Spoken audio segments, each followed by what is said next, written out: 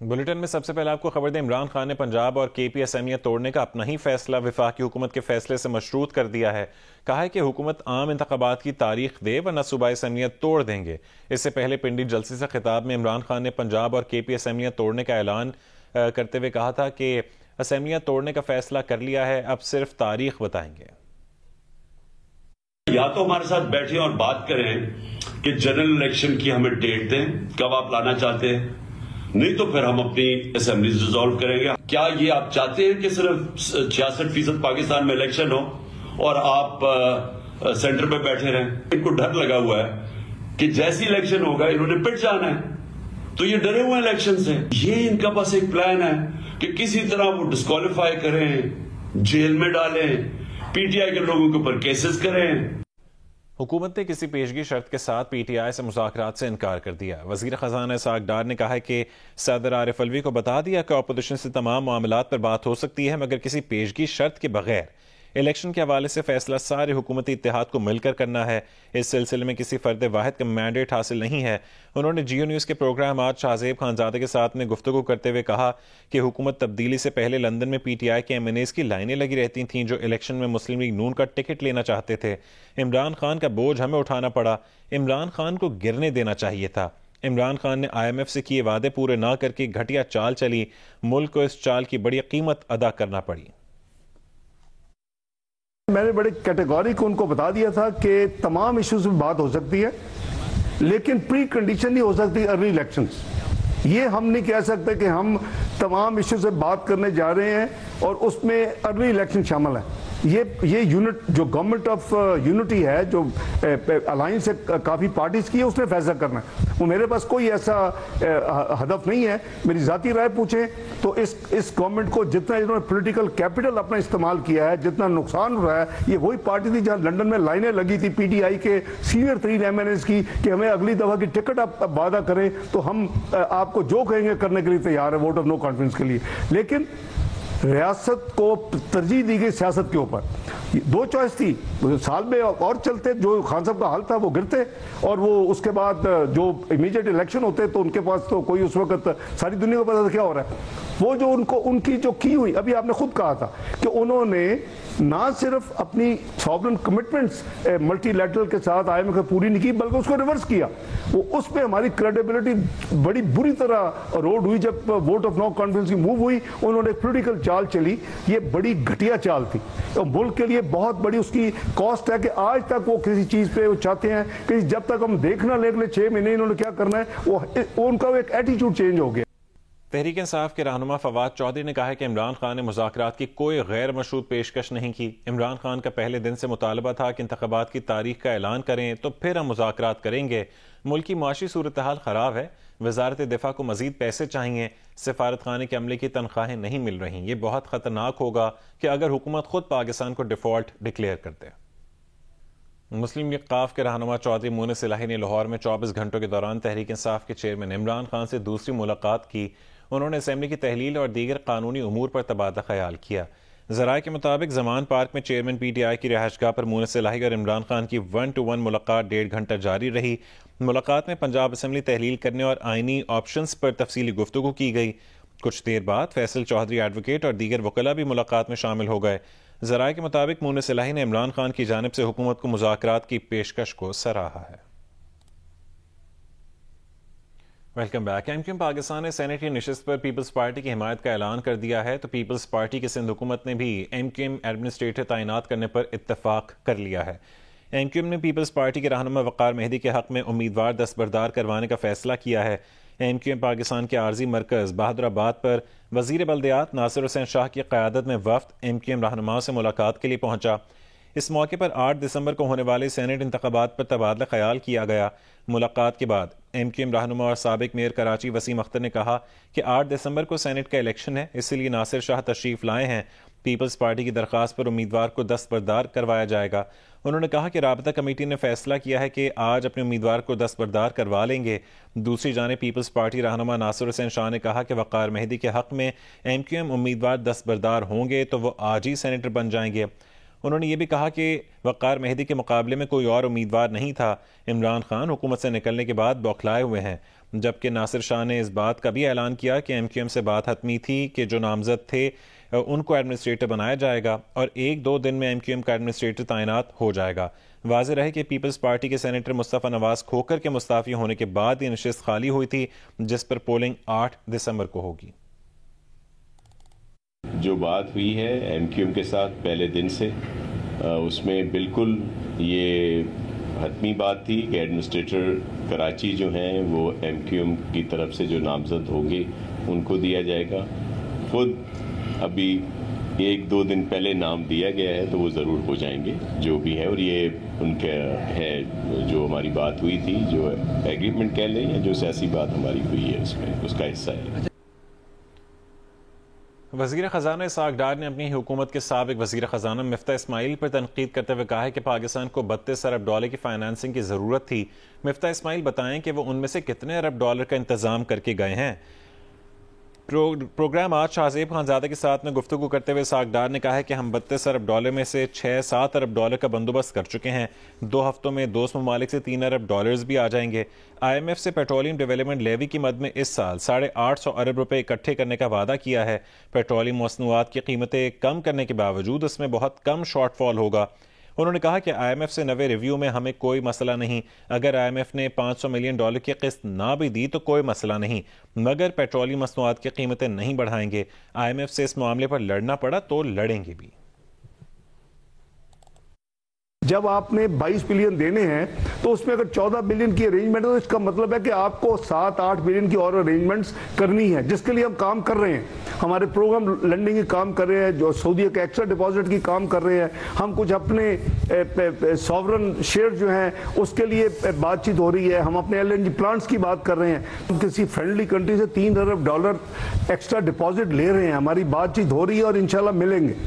Positive understanding ہے تو it's a matter of 2 ویکس.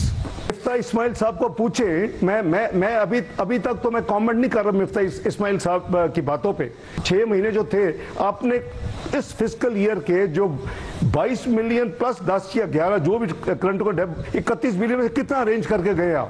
باتیں کرنی آسان ہوتی ہیں، جانے کے بعد بات ہوتی ہے. میں بات نہیں کرنا چاہتا، وہ is part of our party and I don't want to discuss ہم ان پبلک. پہلے آتے ہی ہم نے 12.5 روپے کے قریب پیٹرول اور ڈیزل فی لیٹر کم کیے دونوں. لائٹ ڈیزل آئل اور مٹی کے تیل کو قریباً 10.5 پونے 11 روپے ان کو بھی ایچ آئٹم کو کم کیا اور اس وقت سے ایک انکریز نہیں کی. کیا مجھے انکریز کی نہیں آتی؟ تو میں اس میں بلیو کرتا ہوں کہ ہمیں عوام کے لیے جو کچھ ہم کر سکتے ہیں، جتنی ہم ان کو فیسلٹی دے سکتے ہیں، اس کے لیے مجھے آئی ایم سے بھی مجھے یعنی جیسے پنجابی کہتے ہیں پھڈا پڑا، میرا پڑا ان سے، لیکن میں نے ان کو ڈیل کیا. میں نے کہا آپ ویٹ کریں، آئی ڈونٹ کیئر اگر نہیں آتے تو. میں نے کو منتیں نہیں کرنی ان کی، میں نے اپنے پاکستان کے معاملات کو دیکھنا ہے. They are most welcome, we are dealing with them on weekly basis. اب وہ ہمارا 9th review totally in order ہے، ہر چیز ان آرڈر ہے. جیسے آپ کو آگے ریویو کر کے پیسے پاکستان کو دینے چاہیے $500 ملین، لیکن پھر ہم کانٹ ڈکٹیٹ، اگر نہیں آتے تو ویل مینیج. اب تک کی جو کمٹمنٹ ہے وہ ان آرڈر ہے. اب آپ اس کی آپ ٹرانسلیٹ کر رہے ہیں نیکسٹ سٹیج میں کہ جی آپ نے اتنا کہا جی 850 ارب دیں گے. یہ میں نے کیلکولیٹ نہیں کیا، لیکن having said that I have already checked اپنے ٹیم کے ساتھ بیٹھ کے. اس میں بہت چھوٹی شارٹ فال آئے گی جو کہ ہمیں جس نان ٹیکس ریونیو باکس میں یہ آمدنی آنی ہے اس پہ کچھ اور انکم ہم نے کہیں سے 70 ارب ہماری زیادہ ہو چکی ہے. فلڈز کا تو ویور ملیں گے نا.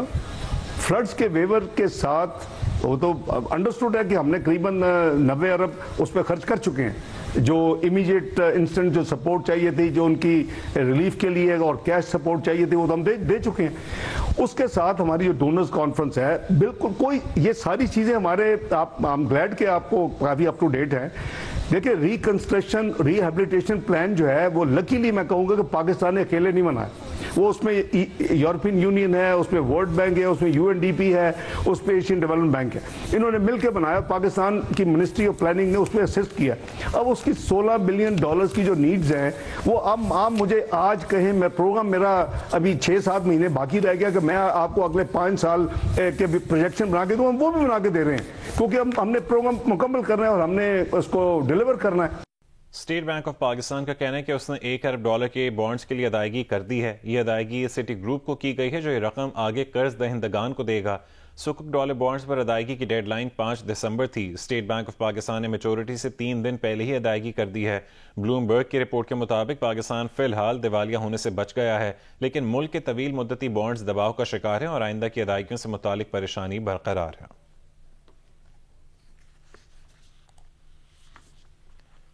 وزیر اعظم شہباز شریف نے سعودی عرب کی جانب سے 3 ارب ڈالر کی واپسی کی میعاد میں توسیع کا خیر مقدم کیا ہے۔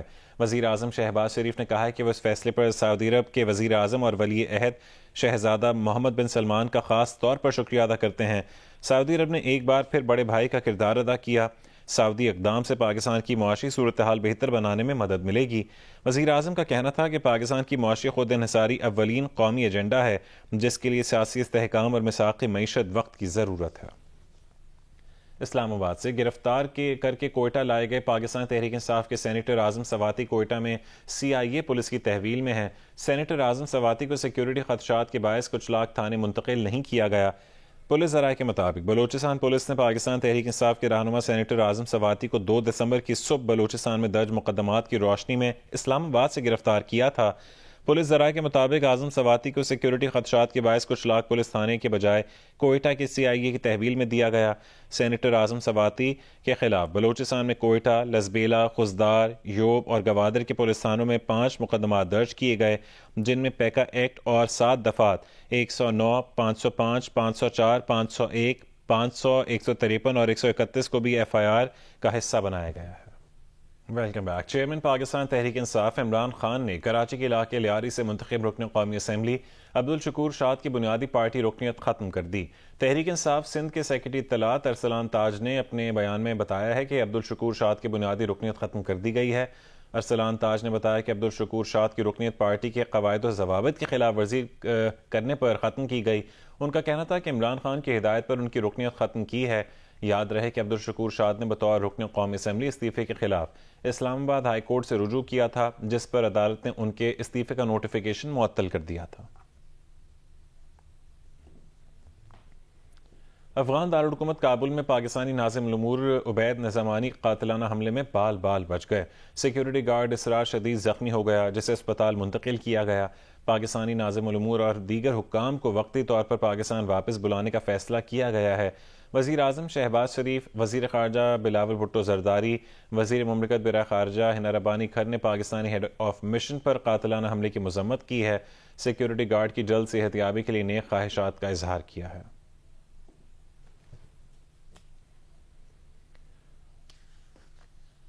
پاکستان میں افغانستان کے ناظم الامور کو دفتر خارجہ طلب کر کے کابل میں پاکستانی ہیڈ آف مشن پر حملے کے واقعے پر شدید احتجاج اور غم و غصے کا اظہار کیا گیا۔ پاکستان نے واقعے کی فوری تحقیقات کا مطالبہ کیا ہے۔ ترجمان دفتر خارجہ کے مطابق کابل میں جمعے کو پاکستان کے ہیڈ آف مشن پر حملہ کیا گیا۔ حملے میں ایک سیکیورٹی گارڈ زخمی ہوا ہے۔ ترجمان نے کہا ہے کہ افغان ناظم الامور کو دفتر خارجہ میں طلب کیا گیا اور فائرنگ کے واقعے پر شدید احتجاج کرتے ہوئے افسوسناک واقعے کی فوری تحقیقات کا مطالبہ کیا گیا۔ ترجمان دفتر خارجہ نے کہا ہے کہ افغان حکام نے سیکیورٹی یقینی بنانے کی یقین دہانی کروائی ہے۔ واقعے کے بعد کابل میں سفارت خانے کی سیکیورٹی کو بہتر بنایا گیا ہے۔ ترجمان نے یہ بھی کہا کہ پاکستانی سفارت خانہ بند کرنے یا عملے کو واپس بلانے کی خبروں میں کوئی صداقت نہیں ہے۔ کابل میں پاکستان سمیت دیگر سفارتی مشنز کی بھی سیکیورٹی سخت کر دی گئی ہے۔ ترجمان نے کہا کہ افغان عبوری حکومت کے وزیر خارجہ نے ہمارے ناظم الامور سے بات کی ہے۔ افغان وزیر خارجہ نے ذمہ داروں کو فوری گرفتار کرنے کی یقین دہانی کروائی ہے۔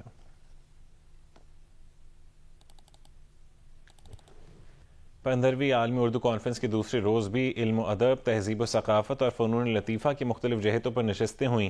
نمائندہ جیو نیوز ولید احمد دوسرے دن کا احوال بتا رہے ہیں۔ اردو ضروری ہے یا غیر ضروری؟ 21ویں صدی کے ناول، افسانے، کہانیاں، گزرے ہوئے ادیبوں کی یاد، علاقائی زبانوں کا جائزہ۔ 15ویں عالمی اردو کانفرنس میں دوسرے روز تہذیب و ادب کی خوشبو 400 پھیلی رہی۔ 4 کتابوں کی رونمائی ہوئی۔ شاعر خوشنوا امجد اسلام امجد نے پیرزادہ قاسم رضا صدیقی کے ساتھ بیٹھک لگائی اور نظمیں حاضرین کے دلوں میں اتاری۔ اور ازل سے آج تک جتنے محبت کرنے والے ہیں سبھی کی کہانی ہے، نئی لگتی تو ہے لیکن حقیقت میں پرانی ہے۔ اردو شاعری کا افتخار عارف نے کہا کہ نوجوانوں کی ادبی سرگرمیوں میں دلچسپی خوشگوار تبدیلی ہے. کتنی بڑی تعداد بچیوں کی، خواتین کی ہے جو سننے کے لیے تشریف لائے ہیں، تو اس کی داد دینی چاہیے. اور بہت ہی سنجیدہ موضوع پر توجہ اور انہماک کے ساتھ سنتے ہیں لوگ اور اس کو استفادہ کرتے ہیں، اس سے لطف حاصل کرتے ہیں، اس سے سبق حاصل کرتے ہیں. یہ بڑی کامیابی کی بات ہے. سینئر صحافی محمود شام، سہیل وڑائچ، مظہر عباس نے اردو صحافت کی 2 صدیوں کا جائزہ پیش کیا. کلیات جالب کی تقریبی رونمائی میں انور مقصود، کشور ناہید، کرامت علی نے انقلابی شاعر کے ساتھ گزرے لمحات یاد کیے. سے میں ہمیں یہ غم ہے ملا، اس غم کو نیا کیا لکھنا، کیا لکھنا. دوسرے دن کا اختتام محفل مشاعرہ پر ہوا. کیمرہ مین الطاف حسین اور محبوب علی کے ساتھ ولید احمد، جیو نیوز، کراچی. محبت کس کو کہتے ہیں، عداوت کس کو کہتے ہیں، بچھڑ کے تم سے جانا ہے قیامت کس کو کہتے ہیں. واہ واہ واہ واہ واہ. سینئر صحافی جیو جنگ گروپ کے صدر عمران اسلم کراچی میں انتقال کر گئے. عمران اسلم کو طبیعت کی خرابی کے باعث گزشتہ روز کراچی کے نجی اسپتال میں داخل کیا گیا تھا. جیو جنگ گروپ کے صدر سینئر صحافی عمران اسلم کراچی میں انتقال کر گئے. اہل خانہ کے مطابق گزشتہ روز عمران اسلم کو طبیعت کی خرابی کے باعث کراچی کے نجی اسپتال منتقل کیا گیا.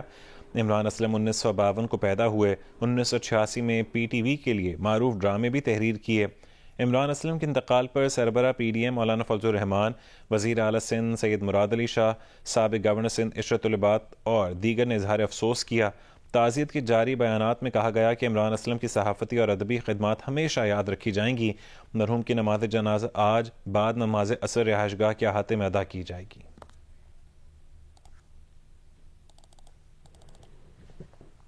سینئر صحافی اور جیو نیوز کے صدر عمران اسلم کے انتقال پر شعبہ صحافت سمیت زندگی کے مختلف شعبوں سے تعلق رکھنے والے افراد نے تعزیت کا اظہار کیا اور شعبہ صحافت میں ان کی گراں قدر خدمات پر خراج عقیدت پیش کیا ہے.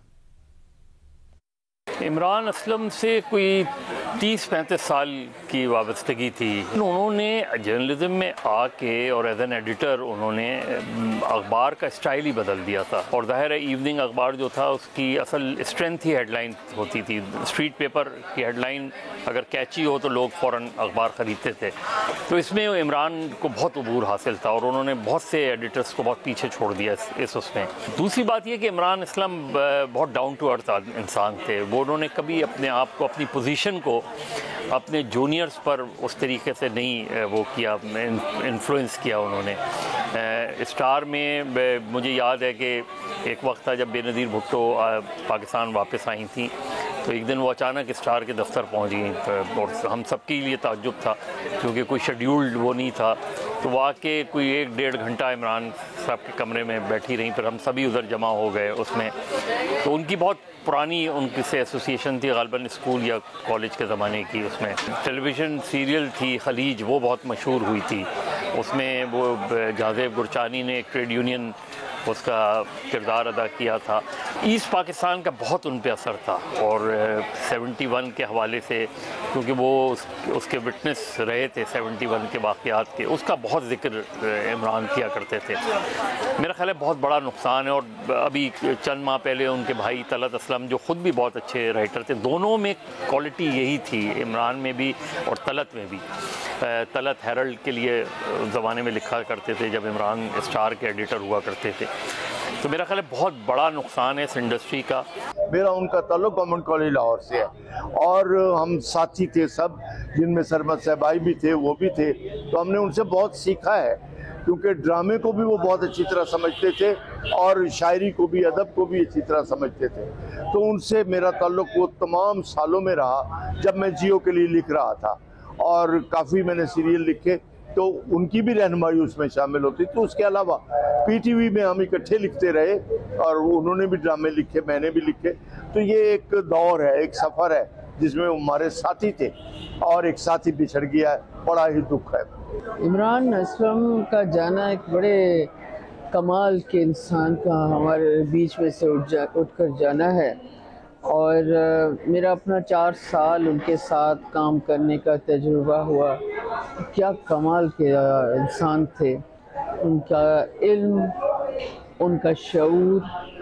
ہم چھوٹی سی میٹنگ میں بیٹھتے جو 15 منٹ کی ہوتی، باقی کا 1-1.5 گھنٹہ عمران صاحب کو بٹھا دیتے، گفتگو کرتے. کئی معاملات کے، پاکستان کے کئی معاملات کے وہ وٹنس بھی تھے، اور جس کی وجہ سے ان کے ساتھ بیٹھتے تھے تو وہ ایک طرح سے میں سمجھتی ہوں ہماری معلومات میں اضافہ ہوتا تھا. لیکن ان کا جو شعور تھا، سیاسی اور سماجی شعور تھا، جو ظاہر ہے کہ صحافت میں انہوں نے استعمال کیا، وہ بہت کم لوگوں میں ہے. اور بہت کھلے دل کے ساتھ، بڑے ذمہ دارانہ طریقے سے ایک ایک لفظ کا استعمال میں نے دیکھا. جس طرح انہیں وہ بہت ہی قابل تعریف تھا. میں سمجھتی ہوں کہ صحافت میں تو یہ نقصان ہوا ہی ہے، جیو ٹیلی ویژن نیٹ ورک کا یہ نقصان ہوا ہی ہے، مگر یہ اس معاشرے کے شعور کا بھی بہت بڑا نقصان ہوا ہے.